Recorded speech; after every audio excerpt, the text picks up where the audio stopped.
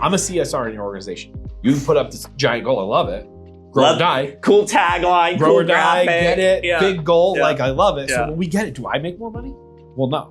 Well, what happens? Well, the company made money. Well, but why do I care? Like, that's what 5 Stars is about. Is it's that one team, one goal mentality. It's that one team goal mindset. As the company does better, everyone does better. Sure. And so that's what separates us.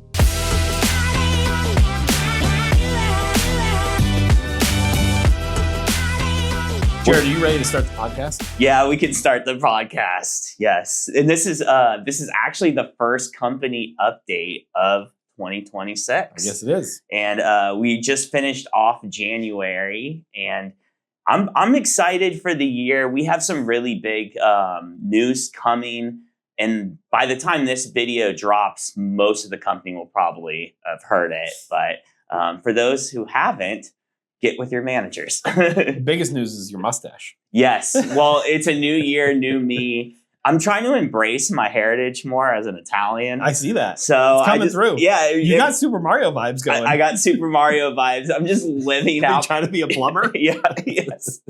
Hey, send me out. Let's go. Send me out. So, Christian, I know we've spoken on the podcast regarding one of your kind of New Year's resolutions. You're not a resolution guy, but you are doing something pretty cool, and you're watching the top 100 movies of the century that is curated by the New York Times. Mm-hmm. And I just want to kind of hear how that is going, and what have been some of the hidden gems? What have been some of the flops? So how it's going is right now it feels like we're trudging through this list. We started at the end of the list, so I'm hoping that obviously we basically took like, instead of just going 100 down, we're kind of like doing 20 movie blocks. But what the mistake we made this time was we watched all the best movies first, and now we're stuck with like the movies we haven't seen. And what we found is every time we watch a movie we haven't seen is horrible. What's interesting is I had to actually do some research, because we were like 2 or 3 bad movies in a row, and I said, how is this list so awful? And so I researched it. And so it's not the best movies. It's the movies that the criteria that they provided to all these directors, actors, film critics and everything is what movies have changed cinema, what movies made an impact, whatever. And so even to the point where they're like, yeah, I might not want to watch this movie ever again, but it had an impact. And so we're at the bottom of the list. I would say what has surprised me is how bad some of them are. I gotta hear what's bad. The movie Volver, it's a Spanish movie. There's so many things wrong with it. Penelope Cruz is in it, which is was good. She's a good actress. Yeah. But real tough story. Didn't really make a whole lot of sense. Dead mom, not dead, ghost. We're not sure. A lot of incest. Had to Google or ChatGPT, is incest like a real problem in Spain? Apparently Spain was under a real bad dictatorship for a long, long time. And so this is an artistic reaction to the dictatorship that was there, like from 1915 to 1975. Had no idea. Melancholia made me want to claw my eyes out.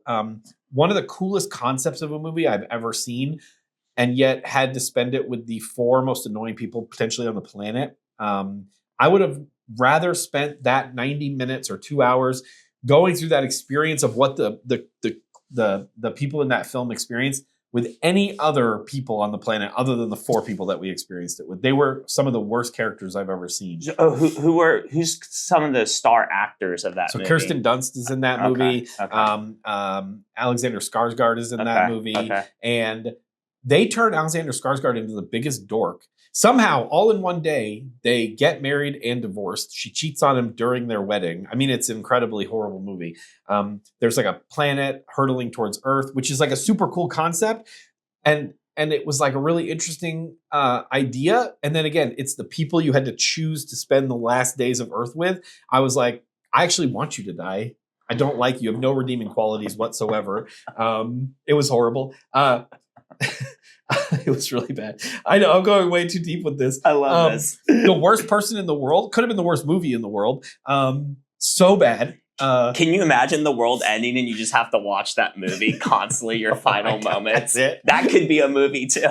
So the worst person in the world is, I think we talked about it maybe already. It's a Norwegian film, and it's like they're trying to create this like female anti-hero, and it just doesn't work. She's just unlikable, and you just root against her the entire time. Yeah. Some of the highlights, though, Jared, you ready? Yeah, I want some. These are not going to shock you. Okay, here's a great movie, Superbad. Superbad was hilarious. We really enjoyed watching that. Yeah, so funny. Grizzly Man. Great Grizzly Man. Yeah, these are good ones. Gravity.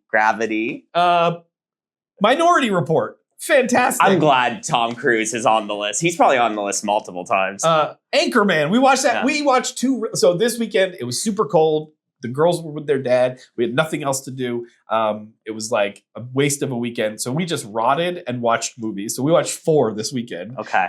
3 on Saturday. We were going to watch the second one Sunday. We couldn't take it anymore. 2 really, really not great movies. And then we watched Anchorman to make it all good. Actually, we watched Black Swan on Saturday. Black Swan's good. Which is great. But I've seen that movie a bunch. And so I was kind of like mostly scrolling my phone and playing a... Black Swan is what? Darren Aronofsky? Yeah. It's Natalie Portman. Playing the ballerina. And not my favorite of his movies. No. I'm a Requiem for a Dream kind of guy, obviously. Yeah, amazing. But Pi, did you ever see the movie? Oh my God, Pi? I love Pi. Yeah. Are you kidding? That's incredible. We're now taking it on a whole Pi changed my life. Yeah. But yeah, Requiem for a Dream is great. It's a tough rewatch. It's like you know what's about to happen. You're just like, I'm about to go through one of the most depressing 90 minutes of my life. But the first time I saw it, I mean, it completely changed how I viewed movies. And obviously, that's what film is. It's entering you into a world that you otherwise wouldn't experience. And I don't always need a character that I love. I love anti-heroes and all that. But when these characters are, it's not that they're like, it's like, I don't have any interest in them. They're just not good. And again, with the and as I look down, like when I go from 79 to 60, I'm like, okay, there's some winners in here. So we're good. Like Hurt Locker is in there. You know what I mean? Yeah. Some other really great film. Just this bottom 20. And so the last few movies, and the other thing is, Amy's not a huge fan of subtitles. And so we keep kicking all the subtitles. Well, the problem is there's like 8 movies in the bottom, in the 100 down to 80 that are all foreign. Right. And so it's like, out of the 6 or 7 we have left to get through this chunk, I think 5 of them are subtitled. Yeah. And so she has to be in the right mindset to watch a subtitled movie. And I'm like, we got to stop pushing all the hardest ones to watch to the end. So we had ChatGPT kind of with the understanding that like in the summertime it's going to be harder to do this. We're not going to have as much interest. You're not going to want to watch a movie when it's a beautiful day outside. So we've kind of planned out how many movies we have to watch per month, every month, with a focus on reducing the number in the summertime. So we're really trying to drive a fast start, slow a little bit down spring, summer, and then ramp back up in the fall, and then a hard finish in December. Yeah.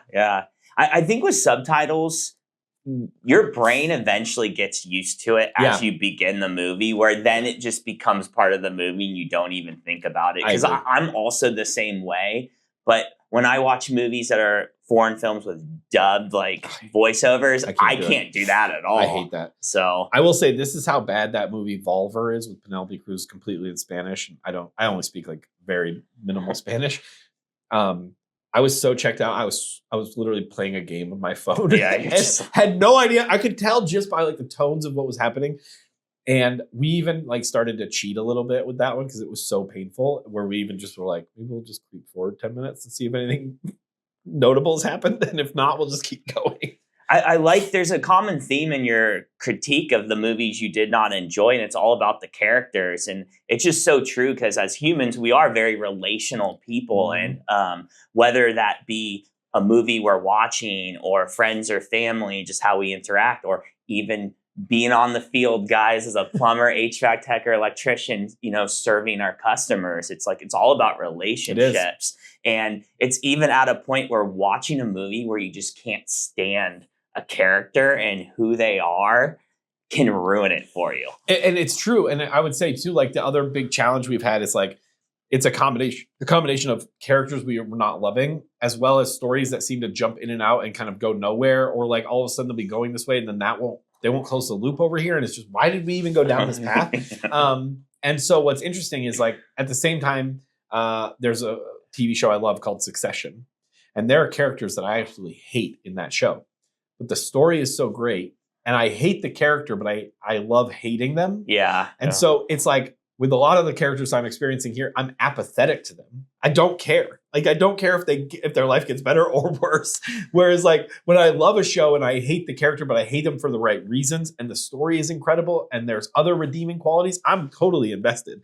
Right. Some of these movies are just not good. Yeah.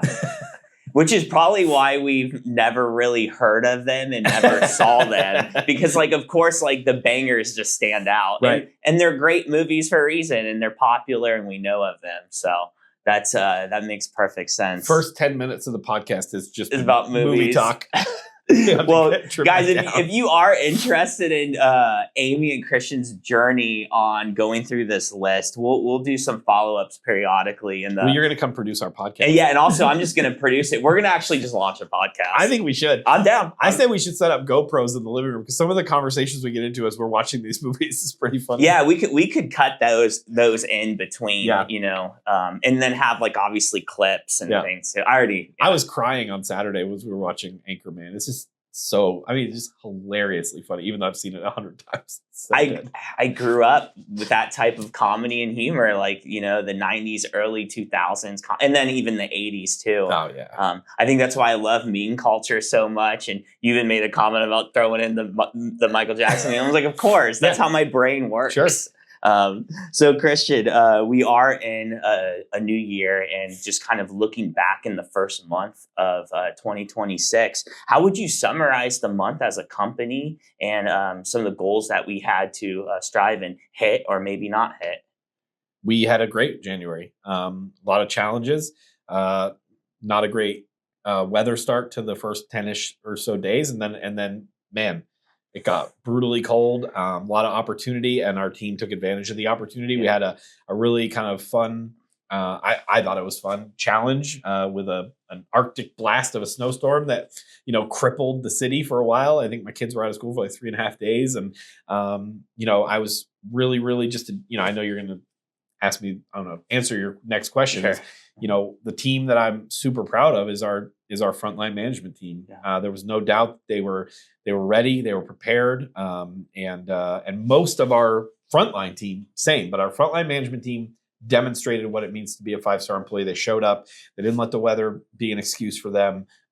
They were here to be ready to help our customers, because I don't care if there's 18 inches of snow on the ground. If it's 0 degrees outside, our customers need us, and we provide a literally life-saving service. Yeah. And, there was a lot of questions about what is a level 3 snow emergency. We don't abide by snow emergencies, because our organization is the reason they ask other people to not be on the road, is so the roads are free for our trucks. Mm-hmm. We are an emergency company. We and a demand company. And, I'm proud that we stood by our core values. And be honest with you, a few people through that process had had to question whether or not we were a right fit for them, and they made the decision that maybe this organization isn't the place for them. And I'm so happy, because we're not going to stop achieving, helping people.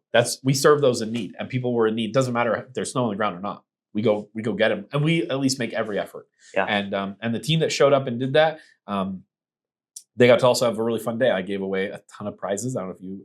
I've been following it. Yeah, I was following it in the chat. Yeah. We gave away 3 PS5s and a golf club and all kinds of other stuff. And so the people who showed up for our customers, 5-star showed up for them.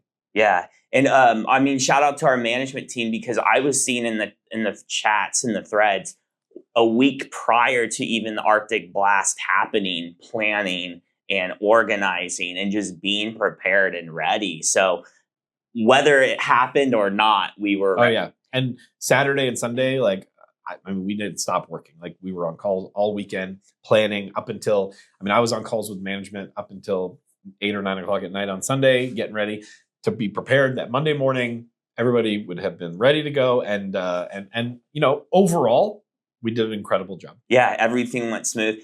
Ohio got hit. We got no doubt. It's the most snow I've ever seen in Ohio. It's the most snow I've ever seen, and I've lived here my whole life. It's the first level 3 emergency in like 18 years, and it was pretty unbelievable. And I just can't imagine being in a situation where your heat's not working, your furnace is out during that time, because the wind chill is so cold. I mean, we're talking about -20 that your system already is going against Oh the my God. wind. If it's not even working, I mean, it's an ice box in your place. It's unlivable. Mm-hmm. And if you don't have the ability to get out, if you're elderly, or if you just don't have the, and I was driving in to work on that Monday, and I intentionally drove in 3 or 4 times. Like, I tried different ways to make sure that I wasn't asking our people to do something that was unsafe. And while some of the side roads had not yet been touched, majority of the roads that I took were actually, the worst road I was on was a highway. If you stayed off the highway, you were safe. What freaked me out was like the sheer volume of people who had not done anything with their driveway yet. And I was like, oh my God, I shoveled my driveway 3 times on Sunday. Sure. Just because my back can't handle shoveling The whole thing. all of it, Yeah. you know? And I was driving home late Monday night, and I went the back way back to my house. And I remember driving by this house. It was about 200 feet off the road. There was a guy out there. It was just getting dark. So it was probably like around 6:30. And he had gotten about 1 shovel path down this 200-foot driveway, and he was standing there and I could just see him looking around, and just the sheer, just like despair that came over him as I drove by. I just felt so bad for this guy. I was like, I feel bad, but I'm like, what did you do all day yesterday? Where were you? Because you clearly never left, because his driveway was untouched.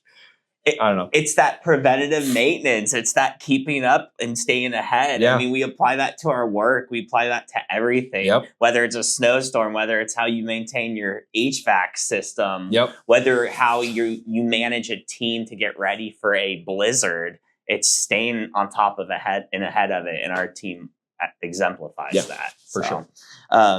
So looking at kind of some of the numbers and just some of our revenue goals, what were some of the big wins of the month? So we beat our target for January, our budgeted target. So that's great. So the wins are that, HVAC continues to drive and lead, and plumbing grew, but not to the level that I think it can. It's still just achieving single point percentage increases year over year, where I think it has the opportunity to gain 20 to 30%. Yeah. So we're going to continue to drive our focus. Our big focus for 2026. We just talked about it yesterday. We keep a list of about 12 action items that are always top of mind for myself, Matt, and Josh. And plumbing is number one. Plumbing across the organization is the number one focus. We're putting a huge amount of effort behind it. And then we had a lot of new people start.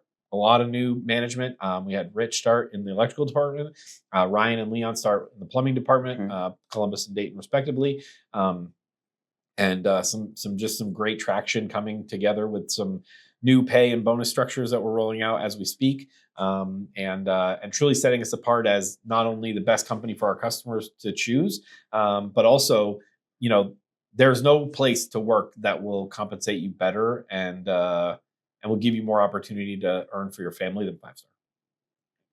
Like I said, if you have not talked to your manager yet and seen this bonus and commission structure rollout, it will support everything that Christian just said. And what I'm most excited about is that it's at every level of the organization. So every level. I don't care. And this is what truly sets us apart. I was talking to somebody else from another organization, and I asked them, what their culture is if they could boil it down, and they said grow or die. I said, I love that. I love grow or die.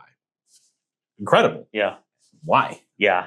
And they said, because we have a target. Well, okay. So what happens when we achieve it? They go, well, nothing. I'm like, so wait, I'm a CSR in your organization. You put up this giant goal. I love it. Grow or die. Cool tagline. Grow or die. Get it. Yeah. Big goal. Yeah. Like, I love it. Yeah. So when we get it, do I make more money?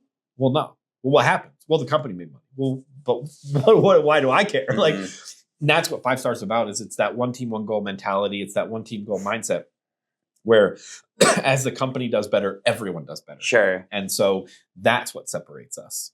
Yeah, we have the right people in place where if there wasn't any financial incentive, I still believe we would still be grinding out. For sure. And because we take pride in our work and take pride in our company. But having that also incentive, it's nice, right? Absolutely. And it brings everybody together. If it didn't, we wouldn't do contests and things with prizes and, when there's an Arctic blast, Christian wouldn't be giving away PS5s. I mean, it's human nature to want to be incentivized by some type of reward. Yeah. It's 5-Star does an excellent job of that, and it's fun.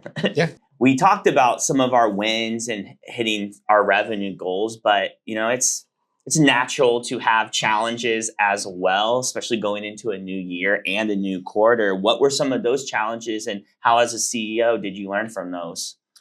It's always just looking at all the different parts of the business. One of the great things about bringing in Josh Bell and Tom Watson, the incredible work that those two are doing with all of our accounting team, Emma and Lauren and Jennifer and Morgan, the entire team just does such a great job. And what they've provided us is visibility. What visibility does is it shows you where you're not doing great. And so some of the areas that we've just been really diving into is marketing. What we're trying to get to is a place where we have like incredible visibility, and to not just, hey, this money went here, but what occurred, and Sure. and how does that impact the business? How does it drive the business? So marketing has been a huge focus for us, and really trying to get to that granularity, and being able to see the way I've been describing it. It's like going to the grocery store and saying like, hey, my grocery bill is going up. And so you go to the person who's doing the shopping, you say, hey, can I look at the receipt? And they say, well, we don't have receipt visibility. Mm-hmm. And you say, okay, well, can you tell me where the spend went? And they go, okay, well, I can tell you 30% went to the dairy, and 60% went to the frozen food, and 20% went to and so you go, cool. And then it's like, well, should we spend more? Should we spend less on milk? And I say, well, I don't know. Is milk the one that's driving the If looking at the dairy, is it the milk or is it the yogurt? Right, and but the if all we can cheese see is that 30% went to dairy, and I Sure. can't see what's inside that 30%, it makes it difficult to make decisions. And so bringing that data out, and it's a very dynamic moving target, because a lead that was generated today doesn't necessarily bring an ROI today. Sure. And so, and if we don't open up our minds to the idea that, January is a month, but months don't necessarily mean anything in the scheme of marketing. So like a person we generate a lead for in January that does work with us in February, how do I attribute those two things?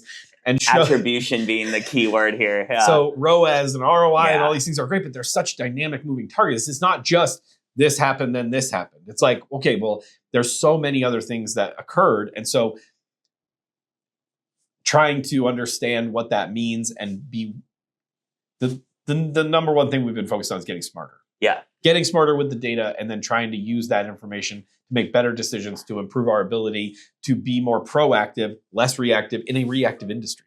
And I have to use this time to give a employee shout out to our brother John, who is on the marketing team.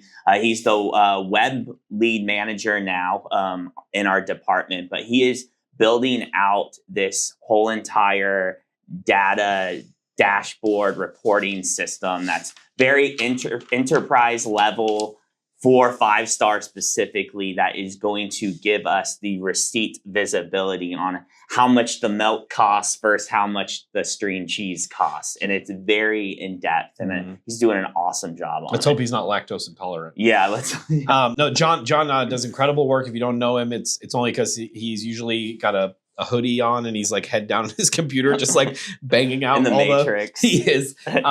Sometimes I ask him a question and I am nervous about like a certain area of the business or whatever, and the replies he sends back to me allow me to sleep at night, because I go, this guy knows more about this than maybe anybody on the planet. He's so smart. He's so thoughtful. He cares so much about who we are as an organization, has an incredible personal story about how he got here, the epitome of second chance, the epitome of finding a new place in life. And I'm excited that, he's here, and I'm looking forward to the work he's doing and going to continue to do. Amen. And yes, John, I will be filming with Gage podcast episodes of Dayton coming up, and you are one of the people I'm going to reach out to. I love the way you say Dayton. Dayton, yes. It's Jared's special little... Lucas just gave me a weird look. Yes, you have the greatest pronunciations. It's like Jared's own little dialect. I love it. This is why I need to continue to do podcasts and speak, because this will eventually catch on as a trend. Yeah, right. Yeah, it's like, button and midden and Dayton. That's what gets me famous, is how I pronounce T's. So we are going into a competition. It's the first contest of the year, and I know we're about to film a video all about it, but do you want to give a little teaser at least? It's my favorite one. This is the best one. It's the actually. OG. Yeah. It's the first one we ever did outside of just like individual departments. It's the first one where we included the entire organization. Yeah. It's the SSSS SBC. People who are been here a while know what that is, but it's for anybody new or anybody not in the organization. It's the Super Sales for Super Squares Super Bowl contest, and it's a very simple contest. Every employee gets their name on one of two Squares boards. Squares boards are pretty simple concepts. The Super Bowl happens at the end of every quarter. There's a score.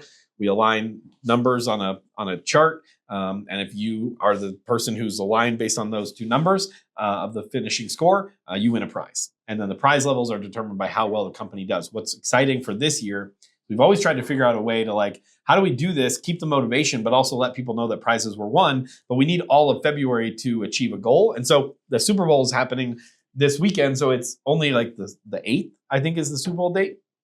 But we need everybody to stay focused until the 28th. So Lucas and I have come up with a great solution for this. We are going to, under lock and key with an armed bodyguard that we've hired for an entire month. He will be. Don't tell Josh. No, that's his Josh. We didn't actually. This is not on the line item. No, I mean we did. It's Richard Rogers. We're just paying him to do it.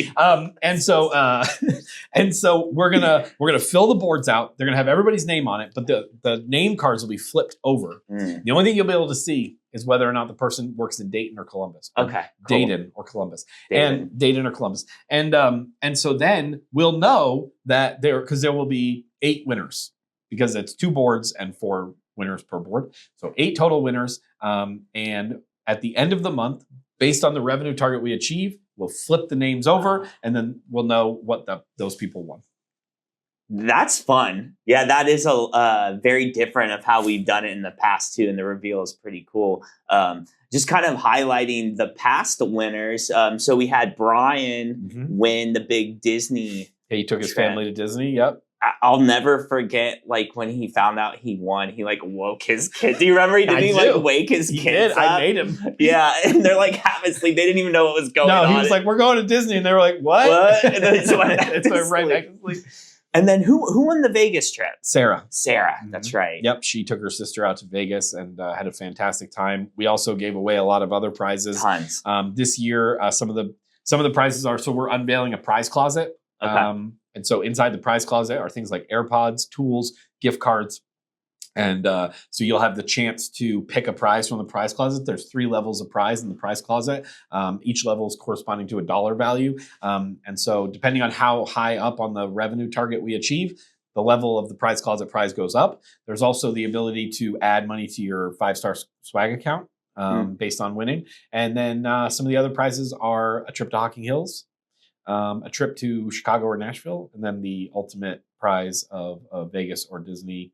3 nights, 3 days, 4 nights, or 4 nights, 3 days, however that works. And we say it's for family of 4 to Disney or 2 to Vegas, but for some of the folks out there who've decided to raise a football team, we'll make adjustments. Yeah, so that's cool. We're adding some extra trips too, and I mean Chicago and Nashville are both awesome. It's at different levels. So at different levels, each different prizes are achieved, and there is one prize on there where the person, if we achieve the highest target, the person would have the choice to go on that trip, or if they were a gambler, they could spin the wheel for a chance at $5,000. Who's Lucas? Whose idea was to throw the wheel in this mix? Chris how can I incorporate the wheel? I love the wheel. Yeah, everybody loves the wheel. I would love to see somebody be like, you know what? Put the trip on the side, because how it would work is we would put all the other prizes on the wheel and then one $5,000 prize. So maybe you'd still win the trip. Maybe you'd still go to Hocking Hills, or maybe you win $5,000, or maybe you win the level 3 prize closet, which I would feel horrible, but you got to risk it, I cannot wait till that scenario does happen. Yeah. And we get to live stream it That would be to amazing. the company. It's going to be so much fun. I might, if we get over our target, I would be willing to make it 10,000. Yeah. You've heard it first, Matt. That's true. Matt does not know about that. Always need the Matt doesn't know about it part of the contest. As we kind of wrap up the podcast, this is just more just of a comment, but the culture at 5-Star, it's different right now. And I say it's different because I walk around Emerge, I walk around the Canal office, and it's just like every single person I bump into, whether it's whatever role you have here, whether you're a tech on the field, if you're, in the finance team or a dispatch, it's just like, I'm friends. I mean, it's such a friendly interaction, and it's always just so positive. And I just want to say, I mean, that's Christian, that's just a testament of your leadership as a CEO too, is that you are curating intentionally the right players, the right A players to surround yourself with every single day. And as someone who has officially been at 5-Star 4 years, it's just so enjoyable to drive into work every single day. This is considered a remote day for me, and I was happy to come in and do this. So. I appreciate you making the adjustment for us, but I really appreciate that. It does mean a lot, and it's very noticeable. I think there's two things happening. I think one, we're unapologetically us. 5-Star is a very specific brand, and we have a very specific way that we attack our goals. And you even mentioned it. Even if there wasn't these bonuses or these commission, whatever, the people that we attract would still achieve them. It's not always about money for them. It's a lot of. We just also hire extremely competitive. I'm extremely competitive, so But I say it all the time. Working at 5-Star, I don't think everybody should fit here. That's not the point. I don't want to be all things to all people. I want to attract people that want to run after things because it's exciting to them. And if people don't fit, it's okay. Like we tell people all the time when they're leaving, we love you. Please go find that path that's right for you. I want you to be happy. If you're not happy at 5-Star, don't stay here, please. Yeah. But if you are finding something here, what I will promise you is that I will work 10 times as hard as you do to assure that if you have goals, you're achieving them. Mm-hmm. And we will give you every opportunity, whether that's spending more time with your family, making more money, finding new growth within your career. We want to help, and we want to serve our employees, The other thing that's happening is that as people have found it good to stay, just that longevity is just naturally causing better relationships, longer term. We're getting to know each other better. We're seeing each other at meetings. We're staying consistent with these quarterly breakfasts. There's one happening on this week. And so, I just think relationships get stronger over time. Yeah. Final question, Christian. Yeah. Who are you flushing down the toilet bowl? Seahawks or Patriots? I assume you already know the answer to this. I know. I asked. I'm a huge Patriots fan. I've been a Patriots fan my entire life. Was not a great time to be a Patriots fan when I was a very young child. In my teen years, we lost the Super Bowl when I was 6. We lost another Super Bowl when I was 16. And then in 2001, we got introduced to a young man. And Drew Bledsoe was one of my favorite football players. The guy could throw a football so hard. It was insane. He would throw the football so hard, it would hurt the receivers. Like the way he threw that across the middle, especially. And that was back when people actually ran across the middle of the football. Now everybody's too scared. But we got introduced to a young man named Tom Brady, and he literally changed my life. I mean, like, and then Boston sports went on one of the most incredible runs where every single major sport won a championship in a matter of 15 years. It was an incredible time. Celtics had a good run too. Yeah. I mean, I've been to a lot of games in Foxborough. I've been to playoff games. I've been to parades after they won. I was living in New England for a lot of that, and it was an incredible time. My dad, massive Patriots fan. His entire basement is all Patriots. It's a really easy guy to buy for Christmas. Sure. You just get him something Pats. Everybody I grew up with, huge Patriots fans. So I'll be rooting for them to win. And I think feels like the Seahawks were kind of a questionable team coming to the playoffs, but all of a sudden we've just anointed them as this like we're not even worried about the fact that their quarterback had the most turnovers of anybody in the entire league in the season, and their offensive coordinator already accepted a head coaching job. So where's his head at? Sure. I think Mike Vrabel's got the Patriots ready to go, and I think Drake May is proven to be an incredible asset, and I think we're going to turn him from Drake maybe into Drake definitely on Sunday. Let's go. That it's going to be a great game, and yeah, I already can tell you're going to be dialed in. So, guys, thank you so much. I hope you enjoyed the January recap, and we're going to film more content. We'll see you next month.